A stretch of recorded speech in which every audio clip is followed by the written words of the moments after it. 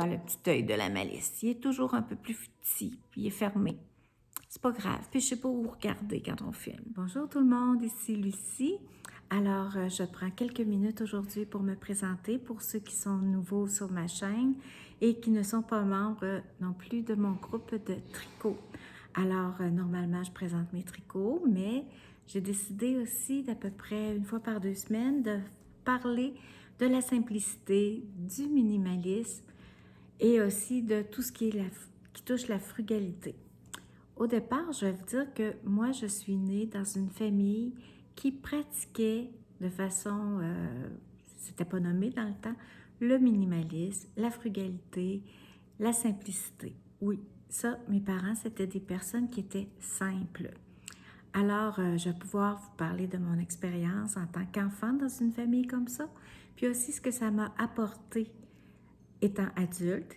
Et puis aussi, j'ai un conjoint qui est pas tout à fait aussi simple que moi, mais qui vraiment est plus dans la frugalité. Pour vous donner une petite idée comment est-ce que moi je peux être minimaliste, il y a quelques années, mon garçon il avait 5 ans, et puis j'ai demandé de dire qu'est-ce qu'il y avait dans la même maison qui était à maman. Bien, il avait trouvé mes vêtements puis ma chaise pour me bercer. Tout le reste, il disait que c'était à papa. Ça vous donne peut-être une petite idée. Aujourd'hui, il dirait qu'il y aurait Malène aussi. Hein? Mais ça, c'est quelque chose que je veux régler 2020, début 2021, de ne plus avoir de réserve excédentaire pour pouvoir tricoter vraiment ce qui me tente. Bon, alors là, je vais commencer ma vraie présentation. Bien, moi, je suis née à Rimouski, j'ai étudié en mathématiques informatiques et j'ai fait des études de maîtrise en économie.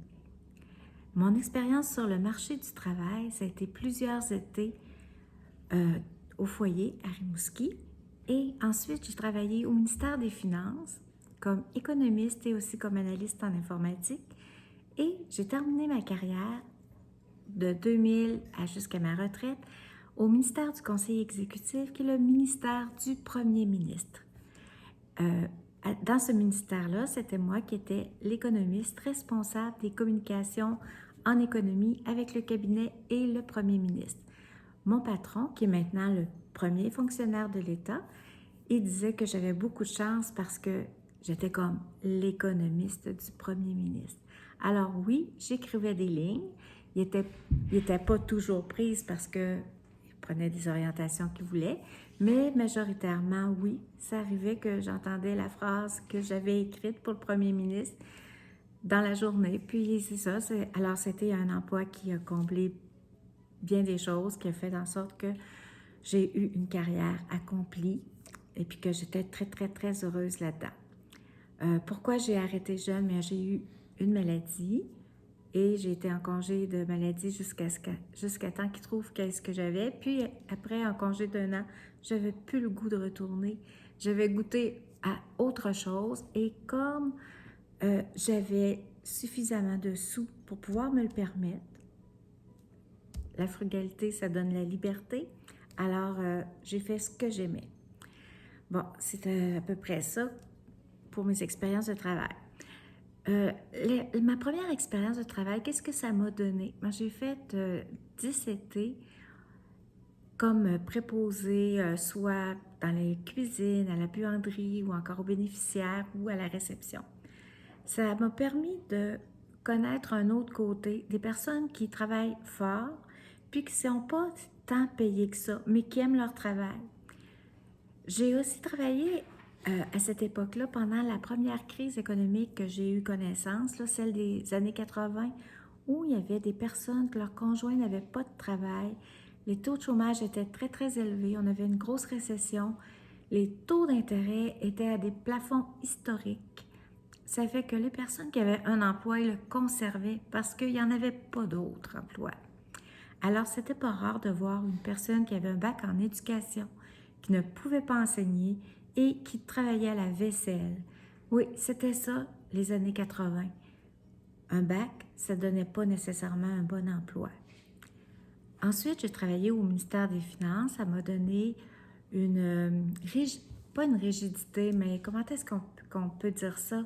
Ça m'a permis de travailler de façon ordonnée, le goût du travail, le goût des détails, tout ça, et aussi prendre conscience que ce qu'on fait, peu importe ce qu'on fait, c'est important. Ça arrivait qu'on travaillait très, très, très fort, puis ça ne servait pas, mais au moins, on était fiers de ce qu'on avait fait. Ensuite, pour mes autres années au ministère du Conseil exécutif, ben moi, j'ai eu le 13 septembre. Le 13 septembre 2001, on m'a dit que j'avais à faire mes boîtes et que je changeais d'emploi et que j'allais être responsable de suivre les indicateurs économiques et l'économie pour le premier ministre, qui était à l'époque M. Bernard Landry. M. Landry avait décidé de former une cellule de crise pour suivre les événements du 11 septembre et ça lui prenait quelqu'un en économie. C'est moi qui ai été désignée. Alors, c'est un travail que j'ai beaucoup aimé. Bon, ça fait un tout petit peu le tour de ma carrière. Je suis une maman de 2 enfants. Je suis mariée à un comptable agréé. Pour lui, c'est important. J'ai Olivier qui est handicapé, un handicap sévère, spina bifida. Et j'ai Mathieu qui, lui, termine l'université cette année. Il a 22 ans seulement, Mathieu. 23 ans, Mathieu. Bon, ça fait un petit peu le tour de ce que j'ai fait. Qu'est-ce que je suis maintenant? C'est à partir d'aujourd'hui que je veux vous le montrer. Par ce que je pense sur des sujets, mais ça va être toujours en relation avec le minimalisme. Pas nécessairement vivre avec moins, mais vivre avec ce qu'on a besoin. Puis on va donner des petits trucs. Parce que Jacques et moi, on s'est fait des... Comment est-ce que...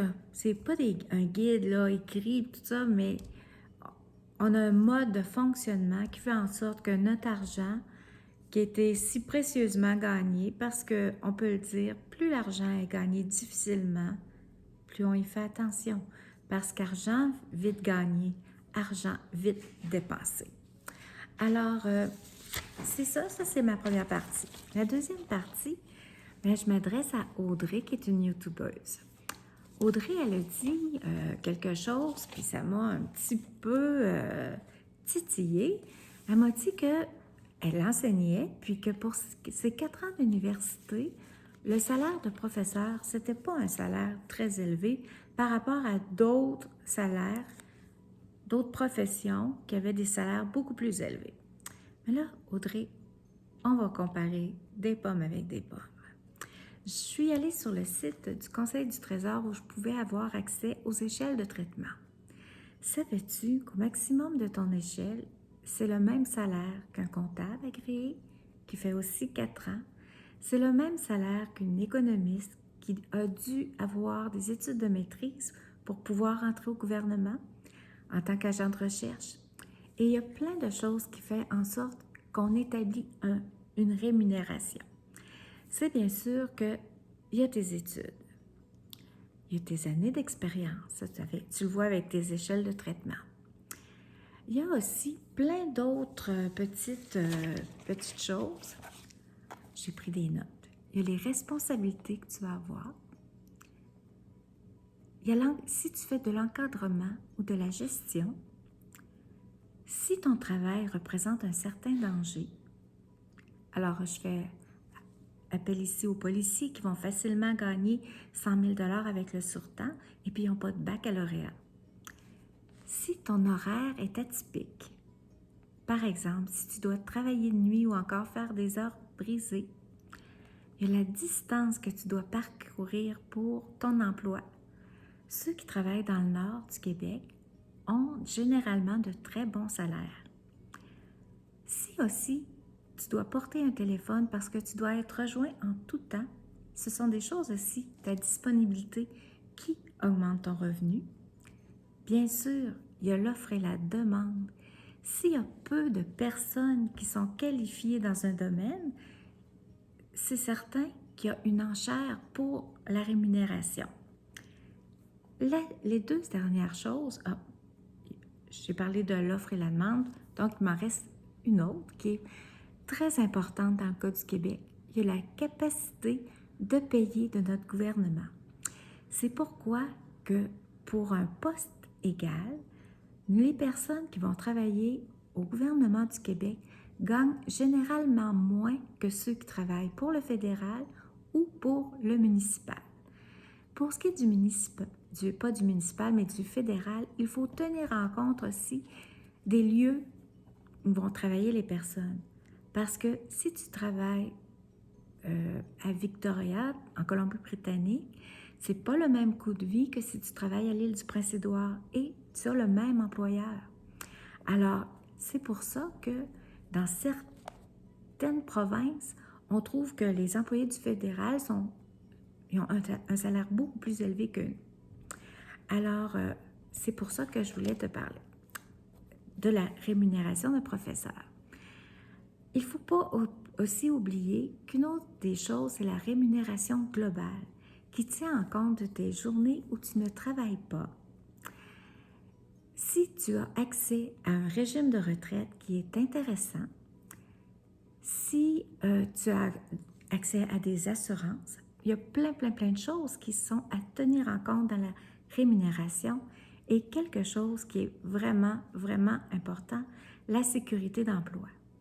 Parce que si tu t'en vas au privé, la sécurité d'emploi, elle arrête la journée où le propriétaire ou l'entreprise décide que c'est terminé. Avec le gouvernement et les syndicats, tu as accès à beaucoup plus de stabilité. Tu disais aussi que ce que tu voulais faire, c'était profiter de la vie et que tu avais un bon fonds de pension. Je vais te dire que moi, quand j'ai commencé à travailler au gouvernement, quand j'ai lu ma convention collective, ça disait que j'avais le facteur 88. Ça disait qu'avec ça, le nombre d'années plus mon âge, ça me donnait accès à une pleine pension sans pénalité. Ça fait que selon mes calculs, je n'avais plus de pénalité à partir de l'âge de 57 ans.